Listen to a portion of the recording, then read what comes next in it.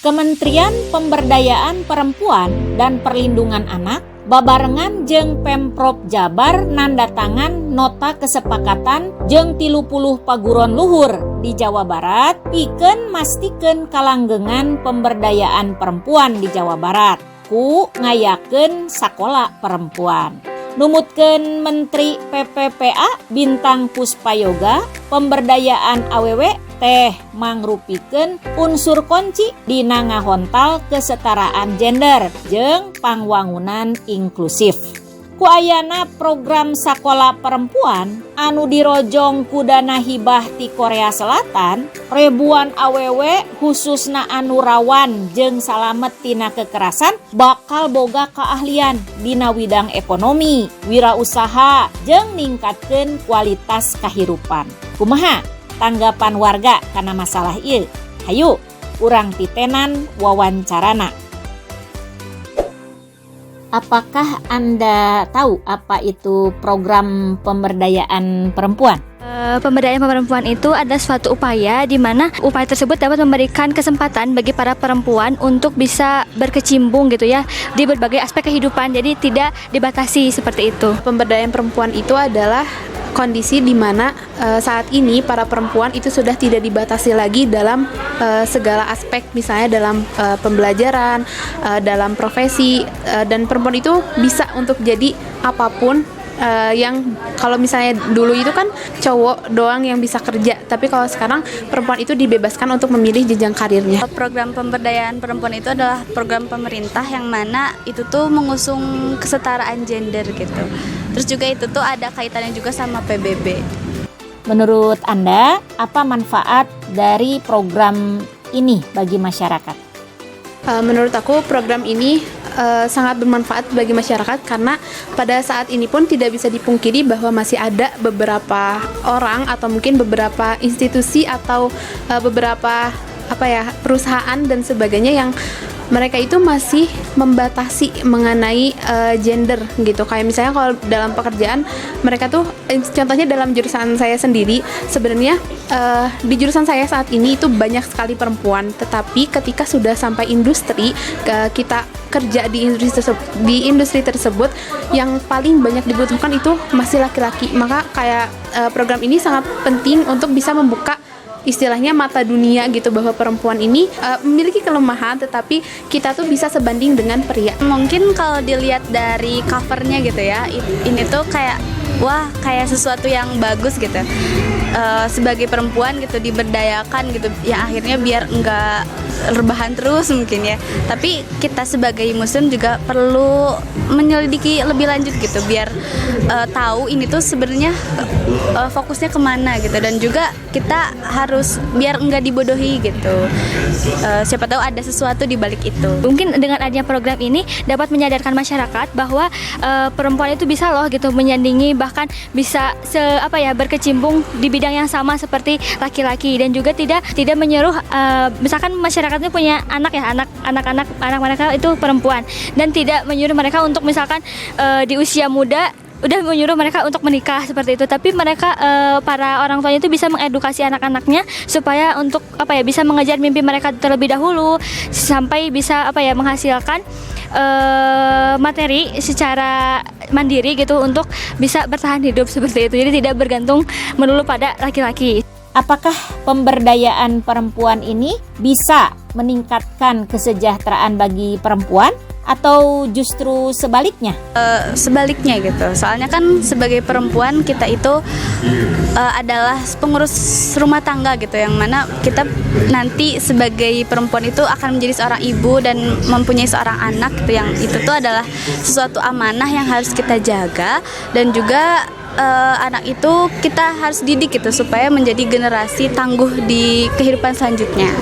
Kalau untuk pemberdayaan perempuan sendiri pastinya kan akan dikasih kayak pelatihan dan segala macamnya gitu, yang dimana perempuan itu bisa kuat dan bisa bertahan di tengah masyarakat yang memiliki pandangan negatif gitu ya.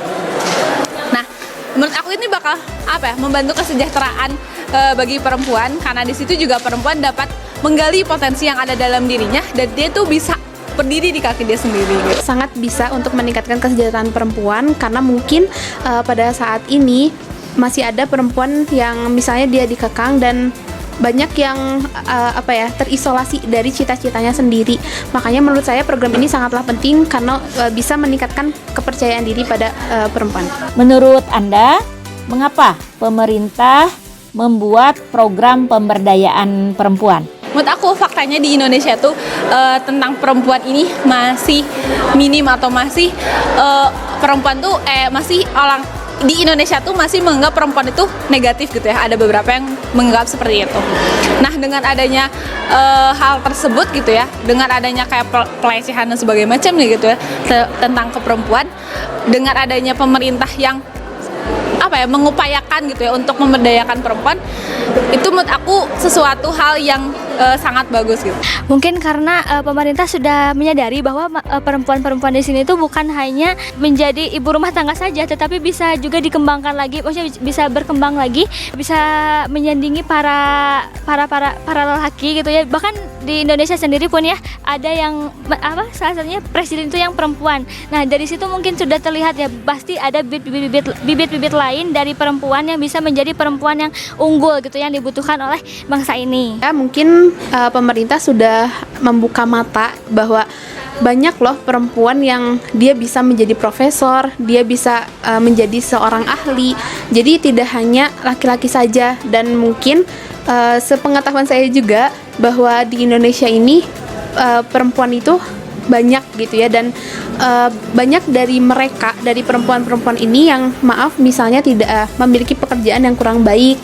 Dan menurut saya pemberdayaan perempuan ini sangatlah penting karena supaya mereka itu bisa mengejar cita-cita mereka, karena mungkin saja perempuan yang saat ini dia memiliki pekerjaan yang kurang baik, dia karena kurang dukungan ekonomi, juga kurang dukungan moral dari orang-orang di sekitarnya. Menurut Anda, apa yang dibutuhkan oleh perempuan agar bisa hidup sejahtera? Mungkin menurut saya itu adalah kebebasan. Kebebasan dalam hal ini adalah kebebasan untuk bermimpi, kebebasan untuk bercita-cita, kebebasan untuk bisa mengeksplor dirinya sendiri tanpa ada hal yang membatasinya. Agar perempuan bisa hidup sejahtera, yang pertama adalah dia memiliki rasa percaya kepada diri sendiri, jangan pernah menyerah, dan juga dia memiliki keinginan juga cita-cita yang tinggi akan hidupnya, akan dibawa ke arah yang mana. Dipenuhi hak-haknya sebagai perempuan biar nggak terlalu sibuk di luar gitu ya, nggak terlalu disibukkan sama pekerjaan-pekerjaan gitu, sehingga bisa fokus untuk mengurus anak gitu, untuk mendidik seorang anak gitu. Menurut Anda, perempuan seperti apa yang dibutuhkan oleh negeri ini? Yang tentunya yang bermoral, yang bijaksana akan menata hidupnya gitu. Jadi tidak mempunyai pola pikir yang jernih, yang cerdas, dan tidak cepat mengambil keputusan. Ia yang bisa bijaksana dalam mengambil segala keputusan, ia yang bisa bertanggung jawab akan segala perbuatan yang dia buat, ia yang bisa melahirkan anak-anak yang bisa ia arahkan ke jalan yang memang benar gitu. Perempuan yang emang cinta tanah air gitu ya, dimana ya dia berusaha mengangkat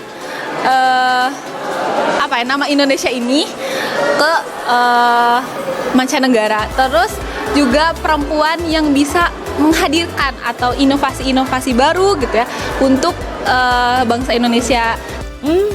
Geningan kaayaan awewe teh beuki pika sediheun. Tapi naha leres solusina tina masalah ieu teh pemberdayaan awewe? Kumaha pandangan Islam kana masalah ieu? Hayu urang dangukeun katerangan ti ustazah. Tong hilap, like, komentar, sareng bagikeun saloba-lobana. Pemberdayaan perempuan melalui sekolah perempuan sejatinya tidak berkorelasi dengan terwujudnya kesejahteraan bagi perempuan. Karena tidak sejahteranya perempuan bukanlah disebabkan ketidakberdayaannya secara ekonomi, sehingga perempuan perlu dibekali berbagai keterampilan melalui sekolah perempuan agar bisa mandiri bekerja atau membuka usaha guna menjamin kesejahteraan dirinya. Program ini sejatinya menjadi cerminan fakta bahwa peradaban sekuler kapitalistik telah memberi ruang hidup yang buruk bagi perempuan. Pasalnya, melalui regulasi tersebut, kaum ibu mengalami pembajakan perannya sebagai pendidik generasi. Ibu yang seharusnya berperan sebagai madrasah ula atau pendidik pertama bagi anak-anaknya, berganti peran menjadi perempuan pekerja untuk berdaya secara ekonomi. Negara lepas tangan menjamin kesejahteraan perempuan hingga membiarkan perempuan terjebak dalam pusaran ekonomi kapitalistik. Pendidikan generasi jadi terabaikan karena para ibu sibuk bekerja untuk memenuhi kebutuhan ekonomi keluarga atau sibuk berkarir guna mengejar status pengakuan masyarakat sebagai perempuan berdaya. Kondisi ini tentu saja tidak terlepas dari penerapan sistem kapitalisme saat ini yang meniscayakan terjadinya kemiskinan struktural dan kesenjangan. Sistem dengan prinsip liberalisasi ekonomi ini telah melegalkan para pemilik modal menguasai hajat hidup orang banyak. Kekayaan alam yang seharusnya menjadi modal negara dalam mensejahterakan rakyatnya dikuasai oleh segelintir pemilik modal guna kesejahteraan diri dan keluarganya. Belum lagi negara juga lepas tangan dalam menyediakan lapangan kerja yang luas dan memadai bagi para laki-laki. Para bapak dan suami yang seharusnya bertanggung jawab dalam menjamin kesejahteraan istri dan anak-anaknya tidak mampu untuk menjalankan perannya sebagai kepala keluarga dan penanggung jawab nafkah keluarganya. Akhirnya perempuan menjadi korban kemiskinan struktural. Artinya, kemiskinan atau tidak sejahteranya perempuan diakibatkan oleh penerapan sistem kapitalisme, bukan karena perempuan tidak berdaya atau tidak mandiri secara ekonomi. Sistem kapitalisme memandang perempuan yang tidak bekerja atau tidak memiliki keahlian usaha adalah perempuan yang tidak berdaya dan bergantung pada laki-laki untuk jaminan kesejahteraan dirinya. Sehingga kapitalisme memaksa perempuan untuk keluar rumah, bekerja layaknya laki-laki dengan dalih pemberdayaan perempuan. Padahal alasan sesungguhnya, kapitalisme memandang perempuan sebagai faktor produksi yang legal dieksploitasi dalam rangka meningkatkan pertumbuhan ekonomi. Mengingat pekerja perempuan bisa lebih mudah dibayar dengan upah rendah dibandingkan dengan pekerja laki-laki. Sehingga mempekerjakan perempuan dianggap bisa menekan ongkos produksi. Kapitalisme juga memandang kesejahteraan individu masyarakat adalah tanggung jawab individu itu sendiri, hatta kesejahteraan perempuan. Tidak ada peran negara untuk memberikan jaminan kesejahteraan perempuan. Bahkan tidak ada juga jaminan negara untuk kesejahteraan masyarakatnya secara umum. Negara cukup berperan sebagai fasilitator dengan membekali dan memberi pelatihan keterampilan pada individu masyarakat. Masyarakat harus berusaha sendiri untuk mencari pekerjaan atau membuka lapangan pekerjaan dengan keterampilan yang sudah dimilikinya. Padahal sejahteranya individu masyarakat tidaklah cukup dengan hanya bermodal keterampilan. Butuh support sistem jaminan negara seperti modal dan kesediaan lapangan pekerjaan. Inilah yang sebenarnya menjadi akar masalah kemiskinan perempuan, yaitu diterapkannya sistem kapitalisme sekuler yang menafikan peran negara dalam menjamin kesejahteraan rakyatnya. Artinya, dalam sistem kapitalisme tidak ada jaminan kesejahteraan perempuan jika bukan perempuan itu sendiri yang berusaha untuk memenuhi kebutuhan hidupnya. Hal ini berbeda dengan Islam. Islam menetapkan tugas mulia seorang ibu sebagai madrasah atau sekolah pertama dan utama bagi anak-anaknya. Ibulah yang bertanggung jawab pertama kali untuk bisa membentuk tujuan hidup, visi hidup, dan pedoman hidup anak, yakni mengarahkan anak agar tujuan hidup, visi hidup, dan pedoman hidupnya sesuai dengan Islam. Seorang ibu harus bisa membentuk anak memiliki tujuan hidup semata-mata untuk beribadah, sesuai dengan pedoman hidup yang Islam tetapkan, guna meraih ridho Allah. Sementara di dalam rumah tangga, Islam menetapkan suami sebagai pemimpin rumah tangga, yang wajib memimpin, melindungi, dan memberi nafkah kepada anggota keluarganya. Sedangkan peran istri sebagai ibu dan pengurus rumah bertanggung jawab mengatur rumahnya di bawah kepemimpinan suami. Dalam Islam, perempuan tidak diwajibkan bekerja untuk mencari nafkah, Bahkan perempuan itu harus dinafkahi seumur hidupnya dengan mekanisme perwalian.